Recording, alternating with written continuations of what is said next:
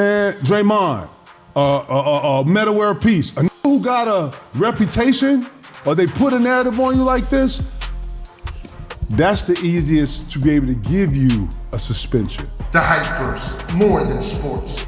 Public perception can digest this. Oh yeah, it's Draymond Green. He always throws balls like that. Yeah, give him 4 games. Yeah. You feel what I'm saying? Like you moving the goalpost. See, that's the problem right there. The NBA don't even judge the foul first. They look at the name tag. If Draymond sneezes too aggressive, they review it like it's a crime scene. But Wemby throw an elbow and everybody turn into defense attorneys. We diving for a ball. Bron grabbed the ball. Look at you, boom! Lay your ass out. You keep your cool, you get thrown out. Are you mad if they don't take more action on him? And it's your rivalry, and it's you and Bron. I'm just playing. I don't want no suspension. I'm just playing it. I ain't say you want some suspension. Yeah. I'm saying you want. Do you feel the type of way if you feel like a player deliberately or felt like deliberately did something to you? That's a fair question, because there's a difference between diving for a loose ball and diving like you got a personal problem with somebody's ribs. Players always say, I was just making a play. Yeah, okay. Sometimes the play looked like it came with a grudge. Well, we played in that era. You know what I'm saying? That was common. You know what I'm saying? That's kind of common. I didn't see you do that 1,000 times. Fuck no. You're lying. Throw elbows like that?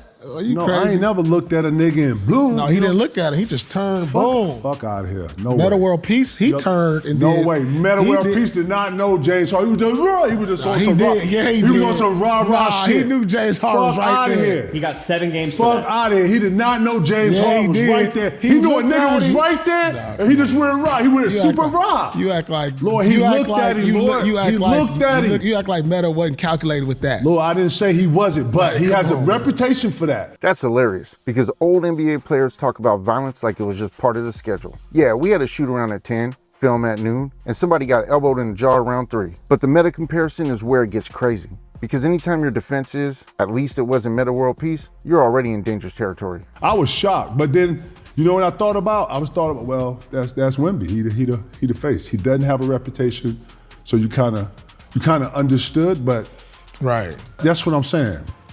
Your reputation goes into play at every point of every situation. There it is. Wemby got the good kid discount. When you don't have a reputation, people give you context. When you do have one, they give you consequences. That's why Draymond can look confused after a foul and everybody's like, nah, he did it. I thought the league moved the post a little bit, but then I get it. It's for the face, you know what I'm saying? You know what I'm saying? Now, if he'd have bowled Anthony Edwards in the face like that, you hear what I'm saying? Yeah. He didn't even know what a flagrant 2 was. There's like a video clip when the announcer's like, hey, flagrant 2, Wemby's been ejected. Lord, I think he was conscious of that. He didn't know. He getting tired of getting pushed and fought. Lord, you feel me? Like when he tapped Harrison, he was like, yo, what is that? I'm ejected? Like, cool, like, fuck it. Like at that point, he had to stand on it, you know what I'm saying? But yeah, bro, getting tired of that shit, bro. That's the funny part. They're saying the league moved the goalposts, but then they immediately start sounding like Wemby's legal team. Your Honor, my client is 7'4" and tired. And honestly, I get it. If you're that tall, everybody's fouling you at the waist level. That's not defense, that's pest control. But the standard still matters, because if the league's gonna protect its new face, just say that. Don't act like everybody's got the same benefit of the doubt. Yeah, but it's the playoffs. They're trying to get him out of this game. Nah, listen, that's part of the game. Yeah. That's one of the things I don't mean for this to be long with like this, but I'm saying that scouting reports, you always hear about the physical parts, man. Some of that physical taps into, hey, get him upset. Get into an alter. It be motherfuckers out here with that. I swear to God. And that's playoff basketball right there. They don't just scout your jumper, they scout your temper. They want to know, can we bump him, grab him, annoy him, and make this 7-foot alien start acting human? Because once the superstar gets emotional, the game changes. Before the game, Randy Whitman had already told me, man, you got to keep composure in this. You know, in the scouting report, they got composure in your shit. You can't keep your composure. I'm like, what are you talking about? He slapped me in the head, Pete. Game 6, too. I jumped up. I was like, man, what the fuck is wrong with you? He said, you see that? I need you to leave that in here. Composure is part of our game to everybody want to see you fight. Everybody want to see you. But you know what's hard to do? Keeping your fucking composure. Especially when you the man, when you the motherfucker that's got to put the ball in the basket. You the one got to, lead. You know what I'm talking about? Composure, bro.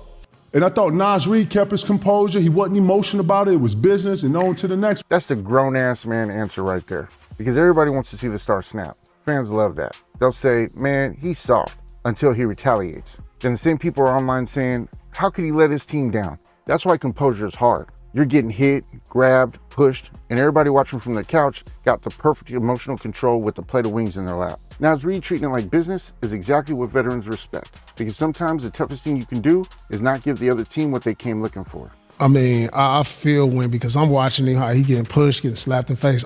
You know what? I had a situation like that in the playoffs where I think I bowled somebody like that, got kicked out the game. It was like Tinsley or something, and that's what you're talking about. But I think that's just young. You tired of getting hit. You know, I was getting hit all the time, and then I think he smacked me in the face. Boom, refs ain't calling it. So if the refs ain't calling it, you take it upon yourself.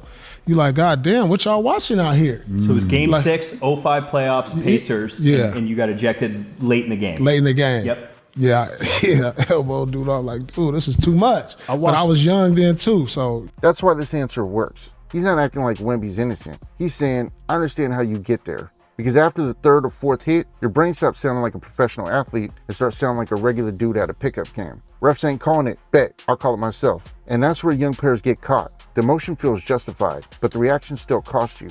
Bro, no one talks about composure. Fans want to see you get at it. Motherfuckers, ain't no fake tough. I don't know where y'all get this fake tough at. To be in the NBA, play 10 years, don't miss no games. We're on different levels when I'm talking like this. You understand? Like, to be in this league, bro, you got to have a mental toughness to play through whatever you're playing through, not just mentally, but physically. It's a different level. So for the fans sitting there watching what they watching, yeah, that's what we're giving them, but it's so many different levels of what we're doing out here that's over your head. Your perception is one thing, but what's really going on is a whole nother thing that can't nobody really here tap into other than the guy that's next to you. And let me tell you something, playoffs ain't nobody 100%. Everybody 30, then got ankle, finger, it's something, ain't nobody fresh out here. That's a real point. Fans love toughness until toughness gets boring, because real toughness isn't always the elbow, the shove, or the stare down. Sometimes real toughness is getting hit all night and still running the offense, playing through the pain, not taking the bait, letting the other team look desperate while you stay locked in. But fans don't always cheer for that, because composure doesn't go viral like chaos. And that brings us right back to Wemby. If Draymond does it, people say, that's who he is. If Metta did it, people already had the suspension graphic ready. But when Wemby does it, everybody starts asking, well, what happened before that? That's the double standard. Now, to be fair, Wemby probably is getting grabbed, bumped, pushed, and tested every single game. That part's real. But the league and the fans also seem more willing to protect the story around him because he represents the future. My final read is this. Wemby got more benefit of the doubt than Draymond would have gotten. But Wemby also might be dealing with the kind of physical pressure fans underestimate. Both things can be true. The problem is, the NBA doesn't sell both things can be true. The NBA sells heroes, villains, faces of the league, and guys who already have a reputation. So here's the real question. Did Wemby get a pass because he's the NBA's new golden child? Or are people ignoring how much teams are trying to provoke him? I want to hear what you think. Drop your comments below, hit the like and subscribe on your way out. I'll see you in the HypeVerse. Peace out. The HypeVerse, more than sports.